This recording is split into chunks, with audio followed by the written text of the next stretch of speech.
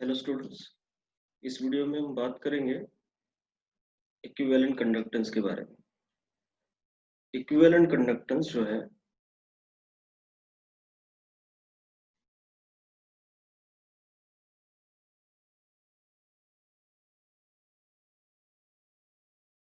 अब इस equivalence conductance को कभी-कभी आप ऐसे देखोगे, इसको कंडक्टिविटी बोला जाता है। जैसे कि मोलर कंडक्टेंस और मोलर कंडक्टिविटी का मतलब सेम ही होता है, उसी तरीके से इक्विवेलेंट कंडक्टेंस या फिर इक्विवेलेंट कंडक्टिविटी दोनों का मतलब हम यहाँ पे सेम ही लेंगे। ठीक, तो इक्विवेलेंट कंडक्टिविटी या फिर कंडक्टेंस जो है बेसिकली है क्या, हम इसको डेफिनेशन पहले लिख देते फिर उसका एक्सप्लेनेशन करेंगे। It is the conductance of, basically हम इसको बोलेंगे conductivity of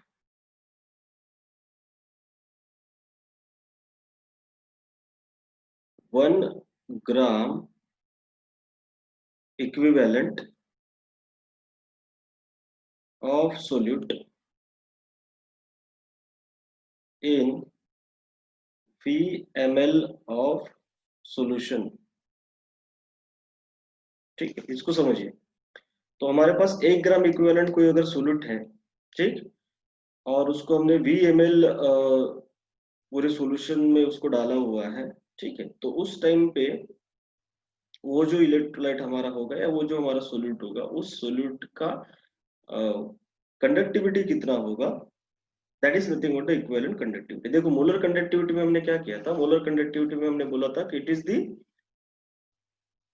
conductivity of 1 mole of solute इन, हमारे पास जो था वहां पे VmL ऑफ सॉल्यूशन, वो था हमारा molar conductivity. VmL of solution तो था ही, मिलीलीटर में वॉल्यूम हमने लिया था, लेकिन वहां पे 1 मोल था। ठीक है, यहाँ पे 1 ग्राम इक्विवेलेंट आपको लेना है, 1 ग्राम इक्विवेलेंट ऑफ क्या लेना है, सोल्यूट लेना है। ठीक है, तो डेफिनेशन के हिसाब से हम ये बोल सकते हैं कि it is nothing but a conductivity, बराबर है। तो इक्विवेलेंट कंडक्टिविटी जो है उसको हम रिप्रेजेंट करते हैं लैम्डा इक्विवेलेंट से। ठीक है, तो मैं ये बोल सकता हूँ यहाँ पे कि मेरे पास इक्विवेलेंट कंडक्टिविटी जो है दैट इज इक्वल टू है conductivity of 1 gram equivalent of solute in VmL of solution. तो मेरे पास अगर कंडक्टिविटी कप्पा है, ठीक है, इनटू मैं करूंगा VmL of solution that is V, जैसे कि हमने मोलर कंडक्टिविटी में देखते हैं। ठीक है, वो भी सेम होता है, कंडक्टिविटी इनटू क्या होता है, VmL of solution that is called as molar conductivity, वही होता है। ठीक है, लेकिन इसके आगे चेंज आएगा, यहां तक तो सेम है हमारे पास। अब आगे हम देखेंगे कि ये जो V है इसको चेंज करना है। ठीक है, क्योंकि VmL ऑफ सॉल्यूशन जो हमारे पास होगा, ठीक है, उसमें ऐसे डायरेक्टली तो वो देगा नहीं कि 1 ग्राम इक्विवेलेंट है और इतना ml ऑफ सॉल्यूशन उसके पास है, तो वो सीधा सीधा एक V की वैल्यू रख दो और आंसर दे देगा, इतना सिंपल वो क्वेश्चन आएगा नहीं। तो आगे इसको चेंजेस देखते हैं। देखो, नॉर्मली हमारे पास ये जो ग्राम इक्विवेलेंट हमने बात करी, इस ग्राम इक्विवेलेंट की बात कर रहा हूँ मैं। ग्राम इक्विवेलेंट हमें कहाँ मिल जाता है, ग्राम इक्विवेलेंट हमें मिल जाता है नॉर्मेलिटी में। तो हम यहाँ पे लिखेंगे कि नॉर्मेलिटी जो होता है, नॉर्मेलिटी इज इक्वल टू क्या होता है, gram equivalent of solute, gram equivalent of क्या होता है, सोल्यूट। ठीक है, डिवाइडेड बाय क्या करेंगे, वॉल्यूम ऑफ सॉल्यूशन होता है। वॉल्यूम ऑफ सॉल्यूशन किस में होता है, लीटर में, ये इंपॉर्टेंट है। ठीक है, तो जैसे मान लो अगर एक नॉर्मल सॉल्यूशन अगर प्रिपेयर करना है तो हम बोलेंगे कि 1 ग्राम इक्विवेलेंट हमने सोल्यूट ले लिया, 1 लीटर सॉल्यूशन में उसको उसका प्रेजेंस है, मतलब total volume of the solution कितना होना चाहिए, 1 लीटर। ठीक है, तो अगर हमारे पास ये फॉर्मूला है नॉर्मलिटी इज इक्वल टू ये वाला, तो हम यहाँ पे बोल सकते हैं कि gram equivalent is equal to क्या होगा या फिर वॉल्यूम इज इक्वल टू क्या होगा, ये हमें पता चल जाएगा। चलिए मान लीजिए कि वॉल्यूम हमें चाहिए यहाँ पे, तो हम वॉल्यूम ले रहे हैं, तो V इज इक्वल टू हम यहाँ पे बोलेंगे वॉल्यूम, जो कि किस में दिया है, लीटर में, इज इक्वल टू, मैं V को इस साइड में ट्रांसफर कर रहा हूँ, इस volume of solution in litre, V है था ये। ठीक है, तो V इज इक्वल टू मैं यहाँ पे लिखूंगा, नॉर्मलिटी नीचे आएगा तो यहाँ आएगा ग्राम इक्विवेलेंट, ठीक, डिवाइडेड बाय आएगा यहाँ पे नॉर्मलिटी। क्लियर।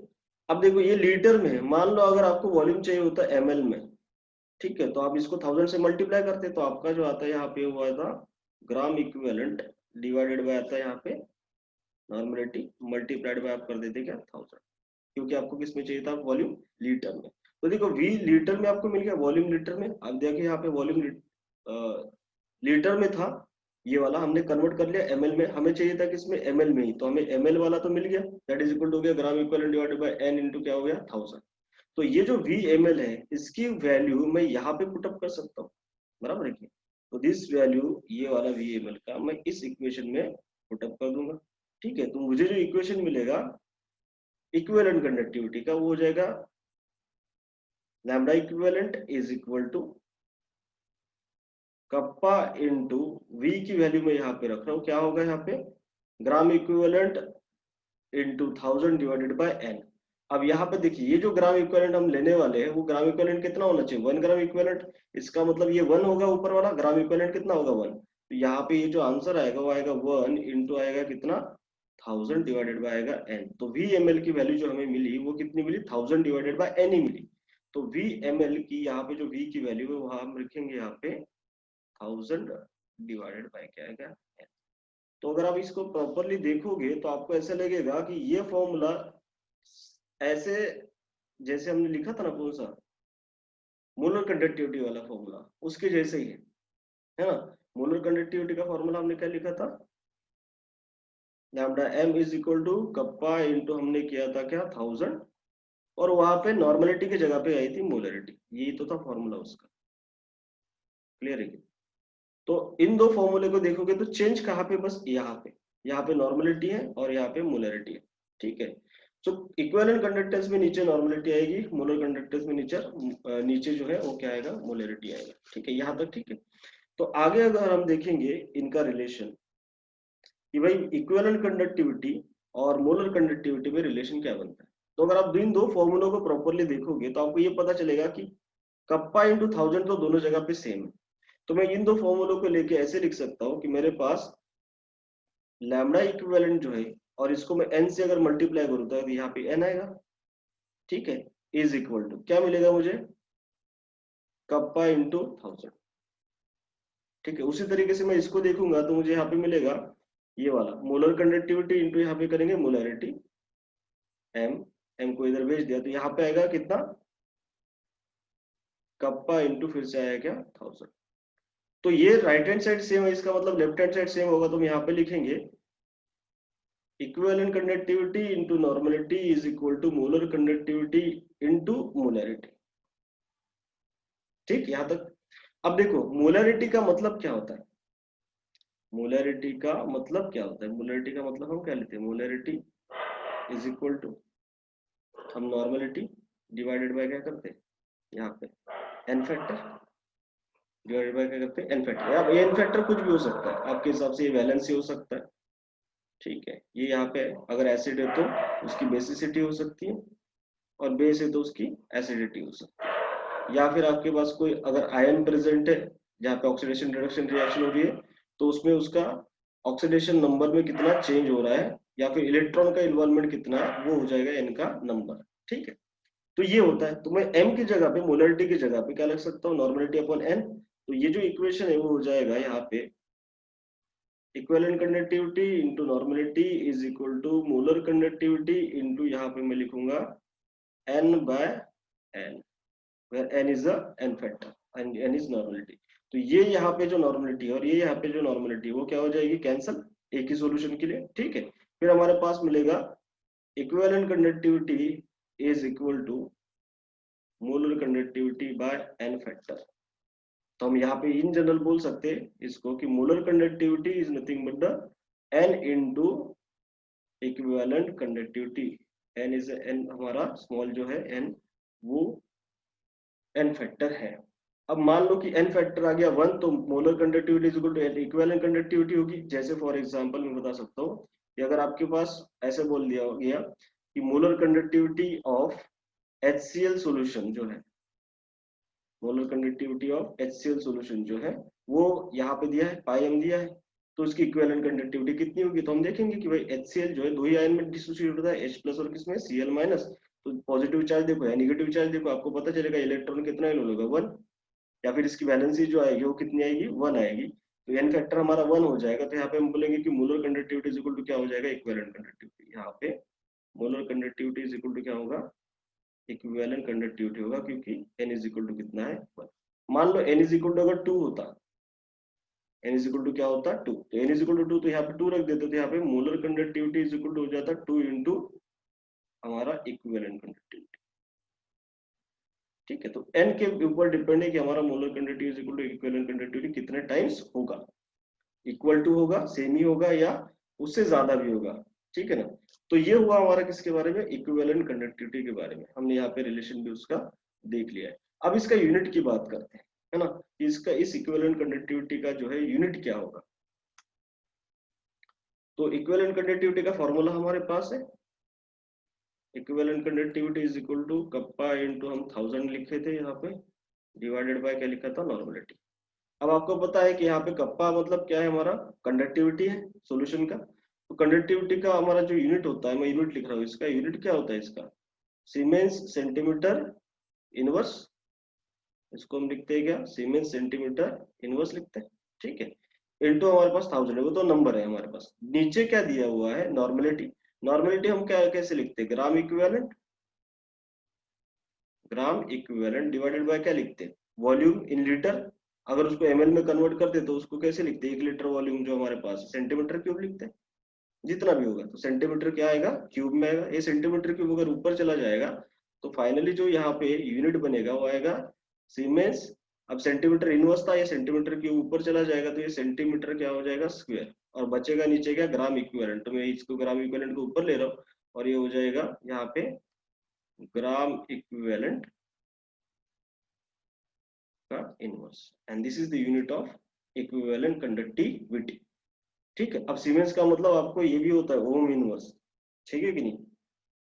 तो ये भी हो सकता है कि आपको ऐसा दे दे, ओम इनवर्स सीमेंस का मतलब ये हुआ, फिर आएगा ये सेंटीमीटर का स्क्वायर, फिर यहाँ पे वो बाकी जो बचा हुआ है हमारा ग्राम इक्विवेलेंट जो है उसका inverse। तो ये भी यूनिट है, दोनों यूनिट को आपको याद रखना है। ठीक है, किसके, ये इक्विवेलेंट कंडक्टिविटी के। ओके, तो ये इक्विवेलेंट कंडक्टिविटी हमने देख लिया, इसका फॉर्मूला हमने देख लिया, इसका रिलेशन जो बनता है मोलर कंडक्टिविटी के साथ वो हमने यहाँ पे कवर कर लिया। ठीक है, अब एक और चीज आप यहाँ ध्यान में रखिए कि जो हमने डिग्री ऑफ डिसोसिएशन लेते हैं,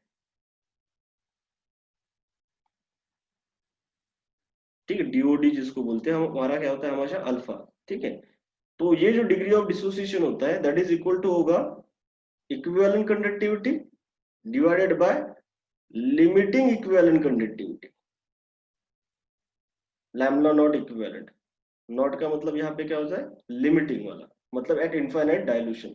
तो इनफाइनाइट डायल्यूशन पे जो इक्विवेलेंट कंडक्टिविटी है वो नीचे आएगा, और इक्विवेलेंट कंडक्टिविटी जो नॉर्मल वॉल्यूम पे होगा वो यहाँ पे आएगा। तो alpha is equal to lambda equivalent upon lambda not equivalent हो जाएगा, ये आपको याद रखना है। ठीक है, ये वाला फॉर्मूला डिग्री ऑफ डिसोसिएशन का। देखो सिमिलर टू ये सेम है एज दैट ऑफ द क्या हमारा मोलर कंडक्टिविटी का। उसमें हमने क्या देखा था, डिग्री ऑफ डिसोसिएशन हमने लिखा था अल्फा इज इक्वल टू क्या लिखा था, molar conductivity upon limiting molar conductivity. Same यहाँ पे आएगा। ठीक है, बस मोलर की जगह पे क्या हो गया, ये इक्विवेलेंट कंडक्टिविटी। तो equivalent conductivity divided by limiting equivalent conductivity that is called degree of dissociation. ठीक, फिर अगर आपको आयनाइजेशन कांस्टेंट या डिसोसिएशन कांस्टेंट फाइंड आउट करना होता है तो आप क्या लिखते हो, के इज इक्वल टू, बराबर है कि नहीं, अल्फा स्क्वायर इनटू क्या होता है हमारा सी, वीक इलेक्ट्रोलाइट के लिए ये रिलेशन। ठीक है, तो अगर आपको अल्फा की वैल्यू पता चल जाए, कॉन्सेंट्रेशन आपके पास हो, तो आप यहाँ पे क्या निकालोगे, degree of, sorry, dissociation constant हो जाएगा, या फिर इसी को हम बोलेंगे आयनाइजेशन कांस्टेंट। अगर हमारे पास इलेक्ट्रोलाइट है तो उसका आयनाइजेशन कांस्टेंट हमें पता चलेगा, डिपेंड स्ट्रॉन्ग इलेक्ट्रोलाइट है या वीक इलेक्ट्रोलाइट है। ठीक है, तो ये रिलेशन हमारे पास इस तरीके से बन जाएगा। तो आपको इन सारे रिलेशंस को क्या करना है, याद रखना है। ठीक है, शायद आपको मोलर कंडक्टिविटी ना देके इक्विवेलेंट कंडक्टिविटी देके आपको वही डिग्री ऑफ डिसोसिएशन और आयनाइजेशन कांस्टेंट पूछ ले। ठीक, तो ये हमें पता होना चाहिए। तो ये अलग अलग फॉर्मूलेज है जिसका हम यहाँ पे क्या करेंगे, यूज करेंगे कैलकुलेशन पर्पस के। ठीक है, तो अब हम बात करेंगे कि आपको जो मॉड्यूल दिया गया है उस मॉड्यूल में इक्विवेलेंट कंडक्टिविटी से रिलेटेड जो क्वेश्चन है उनको सॉल्व किया जाए। ठीक है, तो जैसे मेरे पास मॉड्यूल है, तो आपके इसमें अगर आप देखोगे तो सेक्शन आई में, ठीक है, सेक्शन आई में क्वेश्चन पहला ही है I1, ठीक है। तो I1 में बोला गया है कि ionisation constant of weak electrolyte is 25 into 10 to the power -6 while the equivalent conductance of its 0.01 molar solution is 19.6 Siemens centimeter square equivalent inverse, ठीक है। The equivalent conductance of electrolyte at infinite dilution will be, ठीक है। तो मैं question फिर से लिख रहा हूँ यहाँ पे शॉर्ट में कि ionisation constant of weak electrolyte is 25 into 10 to the power -6। तो आयनेशन कांस्टेंट जो हमें दिया हुआ है, ठीक है। तो आयनेशन कांस्टेंट मतलब क्या दिया है कि ionisation constant of weak electrolyte is 25 into 10 to the power कितना दिया है -6, ठीक। ये गिवन है। मैं ये क्वेश्चन का नाम लिख देता हूँ यहाँ पे। आई ये हमारा जो है सेक्शन का 1 है, ठीक है। तो के हमारे पास गिवन है, ठीक। फिर लिख दिया हुआ है कि while the equivalent conductance of it 0.01 molar, देखो कॉन्सेंट्रेशन आपको दिया है C 0.01 molar concentration is given, ठीक है। उसके बाद equivalent conductance of the 0.01 mole solution is 19.6 19.6। तो इक्विवेलेंट कंडक्टेंस दिया है, इसका equivalent conductance is equal to 19.6 siemens centimetre square equivalent inverse, ठीक है। ये गिवन है हमारे पास, ओके।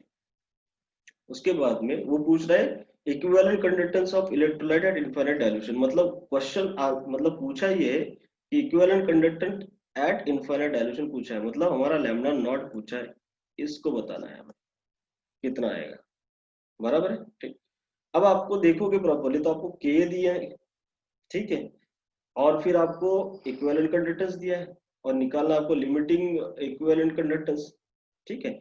सो लिमिटिंग इक्विवेलेंट कंडक्टेंस और ये इक्विवेलेंट कंडक्टेंस कहाँ पे मिलेगा, कौन सा फॉर्मूला हमारे पास होता है। तो हमें पता है कि अल्फा के केस में हमें मिल जाता है, that is degree of dissociation के केस में हमें मिल जाता है lambda equivalent divided by lambda naught of equivalent, अभी हमने देखा था, ठीक है। लेकिन यहां से ये मिल जाएगा, ये तो गिवन है हमारे पास, लेकिन अल्फा नहीं है। फिर अल्फा हमें कहां से मिलेगा, तो अल्फा निकालने के लिए हमारे पास फॉर्मूला क्या होता है, alpha is equal to under root of K by C. Weak electrolyte के लिए अभी हमने फॉर्मूला देखा था, इसको मैंने कन्वर्ट करके लिखा है। फॉर्मूला मैंने आपको दिया था के is equal to alpha square into C, ये फॉर्मूला दिया था, अभी बताया था। इसी को आप देखोगे तो इसका स्क्वायर रूट ले लो, सी को इस साइड में ट्रांसफर कर लो, समझ में आ रहा है कि नहीं। तो ये अल्फा इज इक्वल टू क्या होगा, अंडर रूट ऑफ के अपॉन सी होगा जो हमने लिखा है। तो अल्फा यहाँ से मिल जाएगा क्योंकि सी हमें गिवन है, के हमें गिवन है, लिख देंगे यहाँ पे alpha is equal to under root of, देखो कितना दिया है के 25 into 10 to the power -6 divided by हमारे पास सी दिया है कितना 0.01, लिख देंगे 0.01 मोलर, ठीक है। कॉन्सेंट्रेशन दिया है, ओके। तो यहाँ से हमें अल्फा मिल जाएगा, अल्फा इज इक्वल टू हम लिखेंगे यहाँ पे अंडर रूट ऑफ, ये 25 है, ठीक है। अब ये 10 to the power -2 होगा, -2 ऊपर जाएगा तो +2 होगा, और यहाँ पे कितना होगा प्लस सॉरी -4 हो जाएगा, तो ये आएगा 25 into 10 to the power -4, ठीक है। अगर इसको सॉल्व करेंगे हम लोग तो हमें पता चलेगा कि 25 का स्क्वायर रूट लेंगे तो हमारे पास 5 आएगा, 10 to the power -4 का करेंगे तो 10 to the power -2 आएगा। तो अल्फा की वैल्यू तो हमें यहाँ पे पता चल गई, alpha is equal to 5 into 10 to the power -2। ये वैल्यू को, इस वैल्यू को हम इस इक्वेशन में पुटअप करेंगे, ठीक है। अब इस इक्वेशन में पुटअप करेंगे तो हमें जो अल्फा पता चला है वो कितना पता चला है, 5 into 10 to the power -2 रख दिया मैंने अल्फा की वैल्यू, ठीक।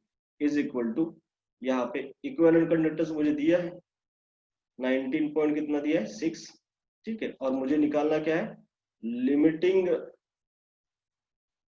इक्विवेलेंट कंडक्टिविटी निकालना है, ठीक है। तो मैं निकाल लूंगा इसको, limiting equivalent conductivity is equal to 19.6 divided by करूंगा 5 into 10 to the power -2, ठीक है।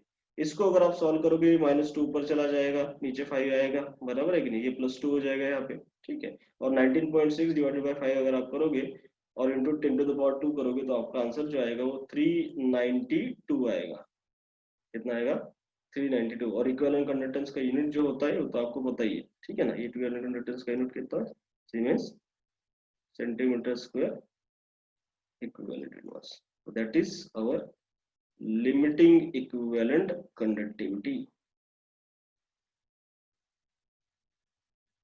ठीक है, तो ये हमें पता होना जरूरी है। नेक्स्ट क्वेश्चन करते हैं। अब आपके मॉड्यूल में नेक्स्ट क्वेश्चन जो उसके अंदर में दिया है वो है I4।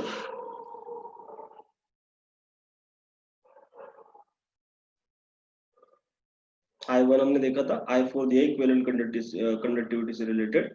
उसने बोला है कि molar conductances of barium chloride H2SO4 and HCl at infinite dilutions are X1, X2 and X3 respectively. Equivalent conductance of barium sulfate at infinite dilution will be। ठीक है, आप एक बार क्वेश्चन चेक कर लीजिए वहां पे। ठीक है, तो उसने जो दिया है मोलर कंडक्टेंस दिया, देखो मोलर कंडक्टेंस दिया है इसका BaCl2 का। ठीक है, दिस इज X1। फिर उसने मोलर कंडक्टेंस दिया है H2SO4 का एंड दिस इज X2। और फिर उसने दिया है molar conductance of HCl and this is X3। ये तीन चीजें हमें दी है। ठीक है, और उसने क्वेश्चन हमसे पूछा है मोलर कंडक्टेंस गिवन है और क्वेश्चन पूछा है इक्विवेलेंट कंडक्टेंस ऑफ BaSO4। तो हमें निकालना जो है वो इक्विवेलेंट कंडक्टेंस निकालना है किसका, BaSO4 का। ये निकालना है, गिवन मोलर है, निकालना इक्विवेलेंट कंडक्टेंस है, वो भी BaSO4 का, इसमें से किसी का नहीं। ठीक है, तो इस डेटा को यूज करके हमें इसे निकालना है। तो कैसे करेंगे, सबसे पहले तो हमें BaSO4 बनाना पड़ेगा। BaSO4 तो यहाँ पे कहीं गिवन नहीं ना। ठीक है, BaSO4 बनेगा कैसे, तो Ba यहाँ से बेरियम हम यहाँ से लेंगे, SO4-2 यहाँ से लेंगे, दोनों को कंबाइन करके BaSO4 मिलेगा। ठीक है, और यहाँ पे हमें यूज किसका होगा, कोलरॉस लॉ का। उसमें क्या बोलता है कि किसी भी इलेक्ट्रोलाइट का जो कंडक्टिविटी होता है, मोलर कंडक्टिविटी, वो उसके आयन पे डिपेंड होता है, बराबर है कि। सो इंडिविजुअल आयन पे, तो हम वही यूज करेंगे यहाँ पे। उस फॉर्मूले को अगर हम यहाँ पे यूज करेंगे, molar conductances of infinite dilution पे दिया है, मतलब ये लिमिटिंग है।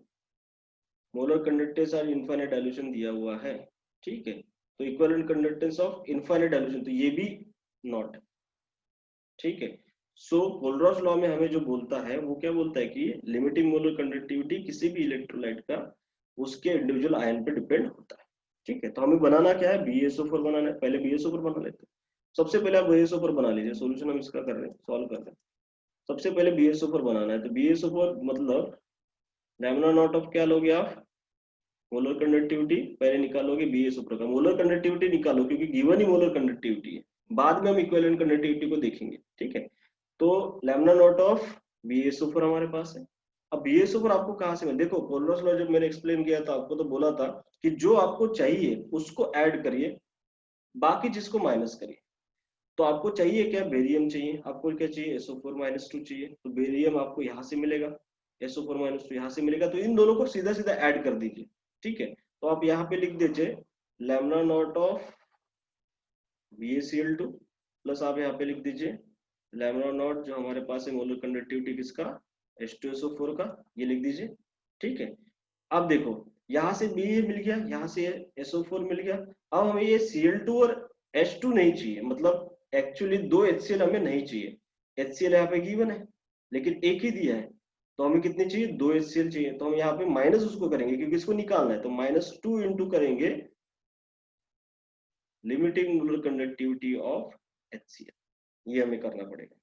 अब आप देखोगे तो यहाँ से Ba, यहाँ से SO4, ये कंबाइन होकर BaSO4 बनाएंगे, और Cl2 और H2 यहाँ से क्या हो जाएंगे, कैंसिल हो जाएंगे। ठीक है, तो यहाँ पे हमें यहाँ पे इसकी वैल्यू रख दे, इसकी कितनी आएगी X1 प्लस इसकी कितनी आएगी X2, माइनस यहाँ पे 2 इंटू क्या करेंगे, ये वाली HCl की वैल्यू दैट इज X3।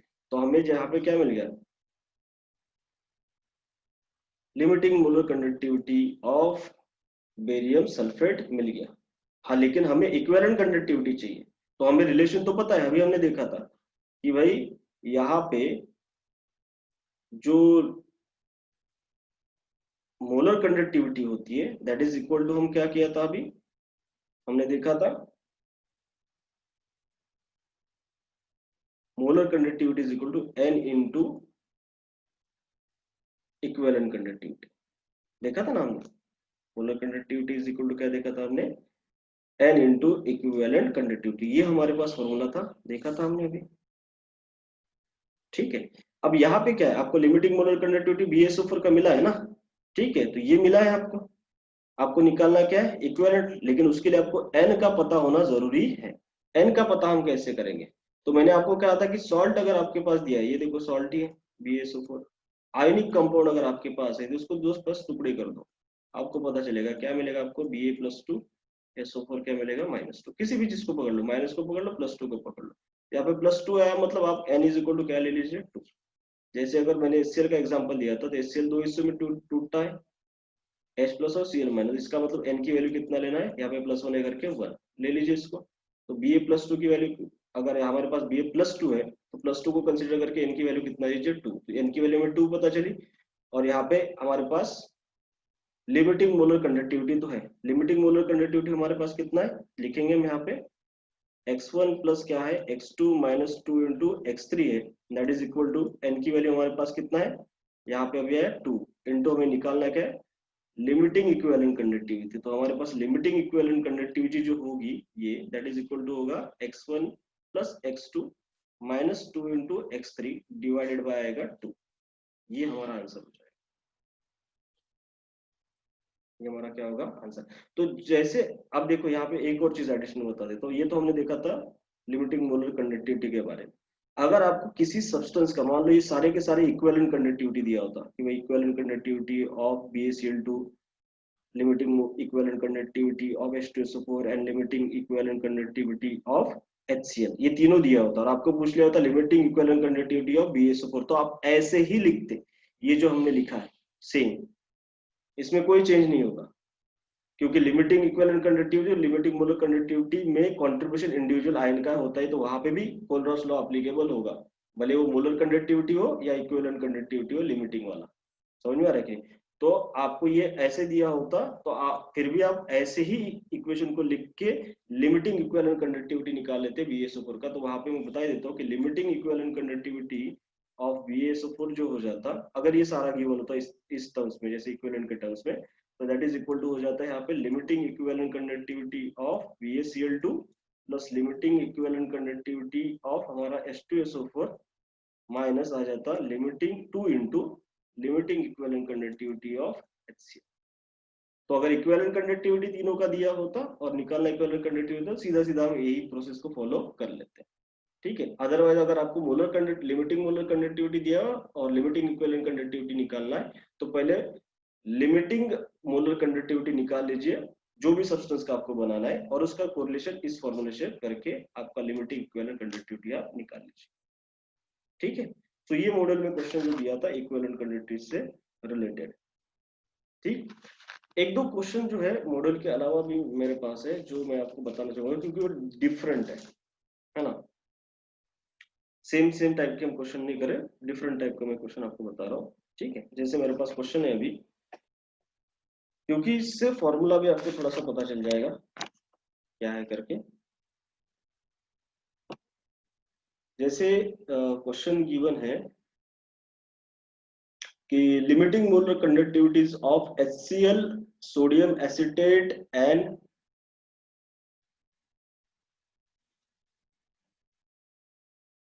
उसमें मोलर कंडक्टिविटी पूछा है, ठीक है। इक्विवेलेंट कंडक्टिविटी का हम करें तो इक्विवेलेंट कंडक्टिविटी स्पेसिफिक रहते हैं, तो इक्विवेलेंट कंडक्टेंस और मैं क्वेश्चन लिख ही देता हूँ, क्योंकि आपके पास ये क्वेश्चन होगा नहीं, क्वेश्चन हमारे पास है कि इफ इक्विवेलेंट कंडक्टेंस जो है of 1 molar benzoic acid, equivalent conductance दिया है हमारे पास बेंजोइक एसिड का, ठीक है, और इसका कॉन्सेंट्रेशन है 1 मोलर बेंजोइक एसिड का दिया है, एंड दैट इज हमारे पास जो है वो कितना दिया है 12.8 सीमेंस सेंटीमीटर स्क्वायर, ठीक। ये दिया है molar equivalent conductivity of benzoic acid जिसका कॉन्सेंट्रेशन है 1 मोलर, ठीक है। और फिर बोला कि if the limiting molar conductivity of benzoate ion, अब उसने बोला है कि if the limiting molar conductivity of benzoate ion जो है, limiting molar conductivity of benzoate ion benzoate ion जो है दैट इज इक्वल टू है 42 एंड उसने बोला है कि limiting molar conductivity of H plus ion जो है दैट इज इक्वल टू 288.42। अब ये यूनिट तो सेम ही रहेगा यहाँ पे, siemens centimetre square, siemens centimetre square. ठीक है, तो क्वेश्चन ये है द डिग्री ऑफ डिसोसिएशन पूछा है, द डिग्री ऑफ डिसोसिएशन। ठीक है, डिग्री ऑफ डिसोसिएशन मतलब क्या पूछा है हमारा अल्फा। मैं क्वेश्चन को फिर से पढ़ देता हूं आपके लिए पूरा का पूरा। If the equivalent conductance of 1 mole benzoic acid is 12.8 ohm inverse मतलब siemens centimetre square, and if the limiting molar conductivity of benzoate ion and H plus ion are 42 and 288.42 siemens centimetre square respectively, its degree of dissociation is. ठीक है, तो degree of dissociation उसका पूछा। तो given data हमारे पास है, equivalent conductivity of benzoic acid दिया हुआ है। ठीक है, फिर limiting molar conductivity of benzoate ion दिया है और लिमिटिंग मोलर कंडक्टिविटी ऑफ हमारे पास H प्लस आयन का दिया हुआ है, हमें अल्फा पूछा। ठीक है, अल्फा मतलब क्या होता है, डिग्री ऑफ डिसोसिएशन या डिग्री ऑफ आयनाइजेशन जो हमारा है वो पूछा गया है।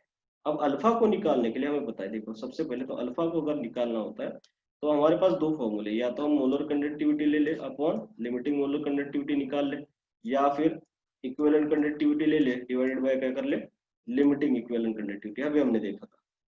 ठीक है, इस तरीके से हम उसको निकाल सकते हैं। तो हमारे पास यहाँ पे देखेंगे तो लिमिटिंग, ये देखो लिमिटिंग मोलर कंडक्टिविटी दिया है दोनों का, क्या दिया है, लिमिटिंग मोलर कंडक्टिविटी, और हमारे पास यहाँ पे इक्विवेलेंट कंडक्टिविटी गिवन है। गिवन क्या है हमारे पास, इक्विवेलेंट कंडक्टेंस। ठीक है, इक्विवेलेंट हमारे पास क्या दिया है, कंडक्टेंस दिया है। तो इससे हम किस तरीके से निकाल सकते हैं। देखो इक्विवेलेंट कंडक्टेंस अगर आपको दिया है तो मतलब ये दिया है, और यहाँ पे हमें निकालना क्या पड़ेगा फिर, लिमिटिंग इक्विवेलेंट कंडक्टेंस। अगर ये हमें मिल जाए तो हमें अल्फा मिल जाएगा। समझ में आ रहा है? तो हम एक काम करते हैं, इसी को निकाल लेते हैं, लिमिटिंग इक्विवेलेंट कंडक्टेंस। अब लिमिटिंग इक्विवेलेंट कंडक्टेंस को कैसे निकाला जाए। ठीक है, तो सबसे पहले हमें गिवन क्या है, बेंजोइक एसिड है। बेंजोइक एसिड का डिग्री ऑफ आयनाइजेशन निकालना है। तो बेंजोइक एसिड जो दिखता है, फॉर्मूला जो होता है आप देखोगे इसको, तो बेंजोइक एसिड ऐसे दिखता है, COH ये होता है ना। इसका आयनाइजेशन अगर हो गया, वीक इलेक्ट्रोलाइट है, तो ये हमें मिल जाएगा। सबसे पहले CO माइनस मिल जाएगा प्लस H प्लस मिल जाएगा। समझ में आ रहा है? तो यहाँ पे अगर देखोगे तो H प्लस है। ठीक है, आयनाइजेशन में तो H प्लस मतलब हम क्या बोलेंगे, N की वैल्यू कितनी आएगी, 1। मैंने बताया था आपको जितना चार्ज आएगा उतना आप N की वैल्यू ले लो, N फैक्टर हमारा। ठीक है, N की वैल्यू कितना मिल गया हमें, 1 मिल गया। ठीक है, अब मैं 1 ये N की बात क्यों कर रहा हूँ, क्योंकि हमें दिया है यहाँ पे मोलर कंडक्टिविटी और बेंजोएट आयन है, मोलर कंडक्टिविटी H प्लस है। तो इसका ये जो बेंजोएट आयन, इसको बोलेंगे हम बेंजोएट आयन हमारा। ठीक है, और ये है हमारा H प्लस आयन। तो दोनों का आपको लिमिटिंग मोलर कंडक्टिविटी दिया है, इसका दिया है आपको 42 और इसका दिया है आपको 288.42। दिया है कि नहीं लिमिटिंग, इसका भी लिमिटिंग, इसका भी दिया। अब इन दोनों को अगर मैं कंबाइन करूंगा तो इसका मुझे मिलेगा according to Kohlrausch law. According to Kohlrausch का लॉ क्या होता है, लिमिटिंग मोलर कंडक्टिविटी ऑफ किसी भी हमारा जो सोल्यूट होगा या फिर हमारा इलेक्ट्रोलाइट होगा दैट इज इक्वल टू होगा उसके इंडिविजुअल आयन की लिमिटिंग मोलर कंडक्टिविटी। तो हम यहाँ पे लिखेंगे कि limiting molar conductivity of benzoic acid is equal to, मतलब इसका is equal to individual ion का, इंडिविजुअल आयन का मतलब लिखेंगे ये limiting molar conductivity of benzoate ion plus हम लिखेंगे लिमिटिंग मोलर कंडक्टिविटी ऑफ किसका, H प्लस आयन का। और दोनों की वैल्यू अगर रखेंगे हम लोग, यहाँ पे हमें मिलेगा 42 प्लस हमें मिलेगा 288.42 बराबर है। और इन दोनों का अगर हम टोटल करेंगे तो हमें जो आंसर आएगा वो लगभग ये आएगा 42। ठीक है, ये पॉइंट यहाँ पे आएगा 0, ये आएगा 3 और ये आएगा 3, तो 330 पॉइंट क्या आएगा 42। ये हो गया limiting molar conductivity of benzoic acid. अब आपको मिला जो है वो limiting molar conductivity benzoic acid का मिला है, आपको चाहिए क्या, लिमिटिंग इक्विवेलेंट कंडक्टिविटी, ये वाला लिमिटिंग इक्विवेलेंट कंडक्टिविटी चाहिए किसका, बेंजोइक एसिड का। सो आपको फॉर्मूला पता है कि limiting molar conductivity is equal to होता है n into limiting equivalent conductivity. आपको निकालना है limiting equivalent conductivity, molar conductivity तो आपको मिल गया यहाँ पे, ठीक है कि नहीं। n फैक्टर कितना आएगा बेंजोइक एसिड का, देखो हमने देखा 1 आया, ठीक है। तो ये 1 आया, इसका मतलब limiting molar conductivity is equal to क्या होगा, n इज इक्वल टू 1 होने के कारण इक्विवेलेंट कंडक्टिविटी, मतलब यही हमारा क्या है यहाँ पे लिमिटिंग इक्विवेलेंट कंडक्टिविटी है बेंजोइक एसिड का। मिल गया आपको यहीं पे लिमिटिंग इक्विवेलेंट कंडक्टिविटी कितना आया 330.42, लिख देंगे यहाँ पे, बराबर है कि नहीं। दोनों का मतलब यहाँ पे क्या हुआ था, limiting molar conductivity is equal to limiting equivalent conductivity किसका, बेंजोइक एसिड का, बेंजोइक एसिड का, क्योंकि n इज इक्वल टू कितना है 1। तो हम ये वैल्यू जो यहाँ पे आई है यहाँ पे रख देंगे, अल्फा मिल जाएगा हमें, ठीक है। तो अल्फा अगर हमें चाहिए तो हम यहाँ पे लिख रहे हैं alpha is equal to limiting equivalent conductivity of benzoic acid divided by करेंगे limiting equivalent conductivity of benzoic acid, and that is equal to हमारे पास आएगा, ये तो हमें गिवन है कितना है 12.8, लिख देंगे हम 12.8, ठीक है। डिवाइडेड बाय हम करेंगे यहाँ पे कितना आ रहा है 330.42, 330.42। अब ये मान लो कि परसेंट डिसोसिएशन पूछा है, परसेंट अल्फा पूछा है, तो मल्टीप्लाई करेंगे हम क्या 100 से, ठीक है। तो आंसर जो आप इसको सॉल्व करके आएगा वो लगभग आपका आंसर में आना चाहिए कितना 3.9%, कितना आएगा अल्फा, अल्फा परसेंट आपका 3.9% आपका आएगा, ठीक है। तो आपको इस तरह से भी क्वेश्चंस आ सकते हैं। नेक्स्ट क्वेश्चन देखिए, डिफरेंट टाइप का क्वेश्चन मैं करवा रहा हूँ।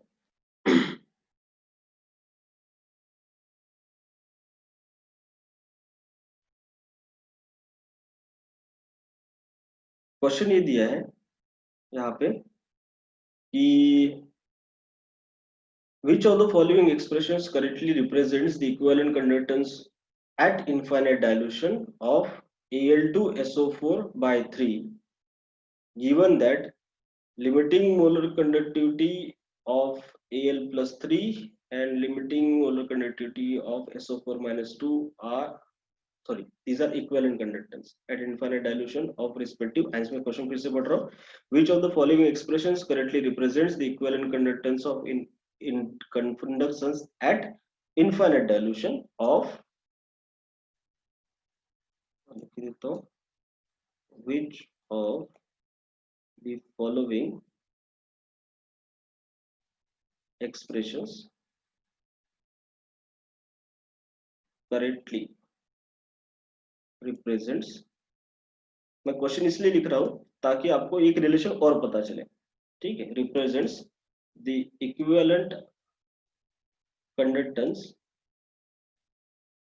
एट इनफाइनाइट डायल्यूशन,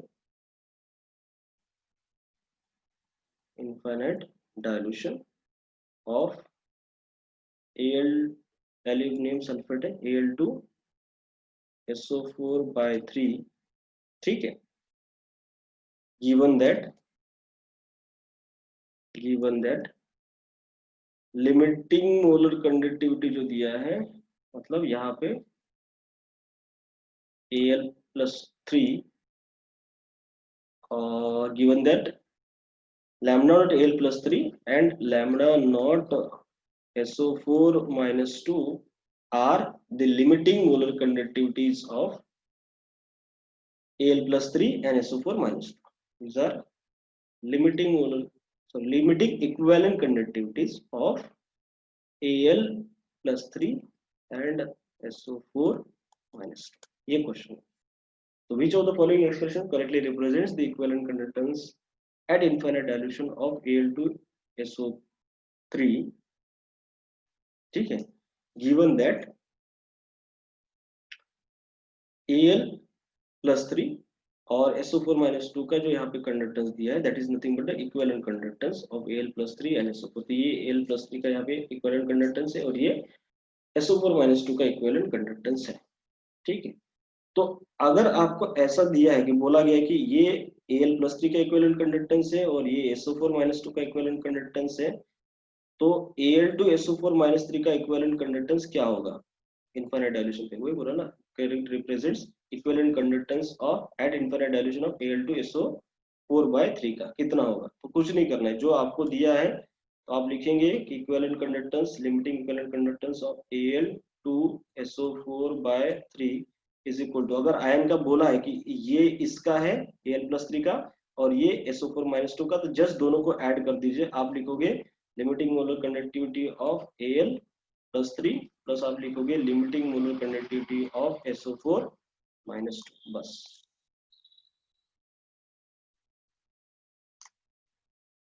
समझ में आ रहा है? तो यहाँ पे जो नंबर दिया है कि ये 2 है और ये 3 है, ये आप यहाँ पे नहीं लिखेंगे, ऐसे नहीं करेंगे कि आप 2Al+3 दिया तो 2 × Al+3 और यहाँ पे SO4-2 दिया है कितना हमारे पास 3, तो 3 × SO4-2, ऐसे नहीं करना, इसलिए मैं बता रहा हूँ यार।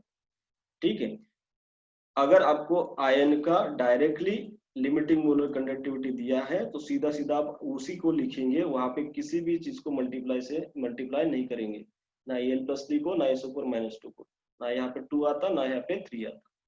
तो कंफ्यूजन नहीं करना है, क्योंकि लिमिटिंग मोलर कंडक्टिविटी पे क्या होता है, इंडिविजुअल आयन का कंट्रीब्यूशन फिक्स हो जाता है। समझ में आ रहा है कि नहीं, वो कितने भी अमाउंट में यहाँ पे प्रेजेंट हो। ठीक है, तो यहाँ पे अगर गिवन है स्पेसिफिकली तो आप कुछ भी मल्टीप्लाई नहीं करेंगे।